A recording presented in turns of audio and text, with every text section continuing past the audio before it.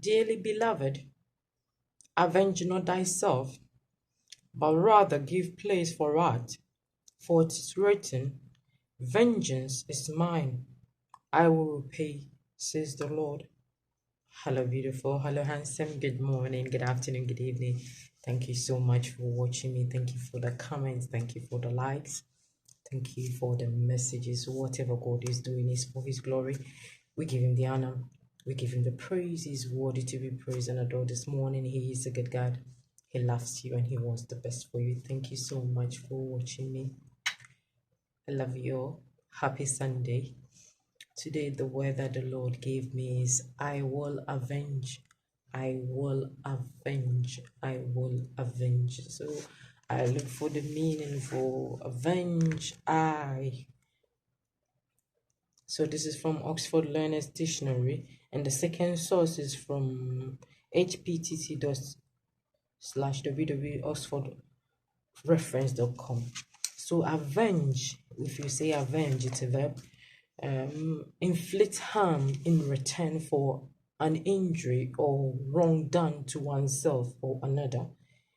An example, he vowed in silence for to avenge their murderers. So I, pronoun, nominative, I, possessive, mine or mine, the my or mine, and objective, me, plural nominative, we, possessive, our, ours.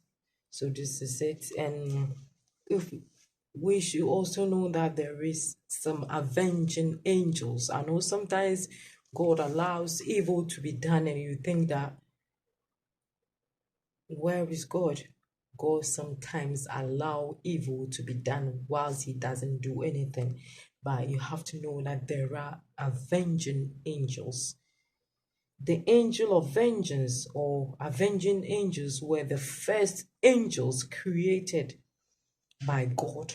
Because God knows that there are evil people who enjoy doing evil. So these were the first angels which were created. Traditionally, there are 12 avenging angels, and they are sometimes associated with the role of punishing what? Evildoers. Deliver us from evil as we forgive those who trespass against us. Deliver us from evil. May the Lord deliver His children from every evil this week. I don't know what is coming, but the only thing I can say is, may you soak you and your family, your entire family, with the precious blood. If there is evil, He should deliver you and your entire family. That's my prayer for you this week. But with when it comes to vengeance, we have passages where Joshua said, if you can let the stand still for me to know. Joshua was not confident when he was going. It's like, I'm not sure. Can you do something for me to know that you are still with me, so that I want to know whether I'm going to win the war? When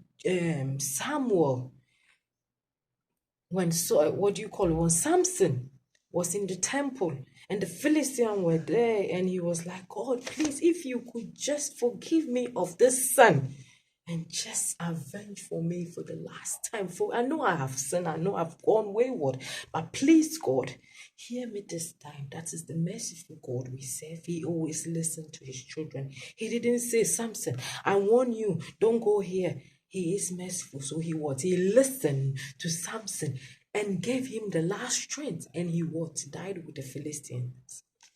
But with this one, I will avenge. We are going to use Genesis 4, which talks about Cain and Abel. Cain was a farmer and Abel was a shepherd. But why did God accept Abel's sacrifice and refuse Cain's own? Because Abel gave his best to God. Of course, God knows when we give our best to Him, He also give us our best by His jealousy. We call it jealousy. This is what we are struggling with these days. We are struggling with jealousy. Jealousy will kill us. Jealousy. We are not happy when our friends go up. Jealousy. But the question is, if you want good things to happen to you, for me, I've got children. I want good things for me. I want good for my children. So when I see it, I will say it because I want it to come to my house. But we are going to use Cain and Abel. So if you could please join me read Genesis 4. And Adam knew Eve, his wife, and she conceived and bore Cain and said, I have gotten a man from the Lord. And she again bore his brother Abel, and Abel was a keeper of sheep, but Cain was the tiller of the ground. In the process of time, it came to pass that Cain brought of the fruits of the ground an offering unto the Lord. And Abel, he was also brought of a firstling of his flock and of the fat thereof. And the Lord had respect upon Abel and what his offering. May the Lord have respect upon your offering. I don't know what you're going to offer to the Lord, but whatever you have, once you have that clean heart to give, it's not how much you give, it's the heart that you are giving. You remember when Jesus was at the temple and a lot of people were giving the offering? He was like, this widow has given the most, even though her own was little. She gave her own because she gave out of her need. When you don't have and you give, it's not when you have, when you don't have, and the little that you have, you want to give to God. That's where God knows that you treasure him. But unto Cain and his offering he had no respect. And Cain was very wrath, and his countenance fell. And the Lord said unto Cain, why art thou wrath, and why is thy countenance fallen? If thou doest well, shalt thou not be accepted? And if thou didn't do well, sin lie at the door, and unto thee shall be his desire, and thou shalt rule over him. You know, God did warn, when you look at 7, verse 7, Genesis 4, verse 7, God warned, why are you sad? Why are you angry? Why are you angry? You didn't give your best to me. Your brother gave the best.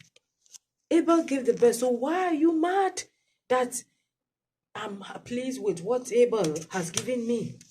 And Cain talked with Abel, his brother, and it came to pass when they were in the field that Cain rose up against his brother, Abel, his brother, and was slay him. You don't know when the enemy is going to attack. You don't know how he's going to attack, but I want to assure you, it's not every time that God intervene. It doesn't matter. With this, I preached this before. With this one, what did Cain do here? He didn't do anything wrong. The only thing he did was giving his best. But I've preached this again, and I'll preach this again, that you giving your best to God, you doing the right thing, is not guaranteed that good things are going to happen. It's not a guarantee. How come that Abel gave his best to God, but God watched Cain towards slay him? How come? So we giving our best to God is not a guarantee that God is going to protect us all the time because we are giving our best. No way. No way. Sometimes bad things happen to good people. Bad things happen to good people. It's not everybody who is dead that you look at and you like, why is he dead? Why is she dead? They are good. Why? Sometimes bad things happen to good people. It's not a guarantee. That is life. Jesus went through it. Jesus did nothing wrong, but he went to the cross. He did nothing wrong, but they crucified him. He did nothing wrong, but all they did was that, where did you come from? Are you not a carpenter's son? They did question him. They questioned his preaching. We know you here. His people did not accept him. So you doing the right thing, it's not guaranteed that right thing will come to you. Know that, and when that thing comes in your life, have faith and know that all things work together for good to them that love the Lord.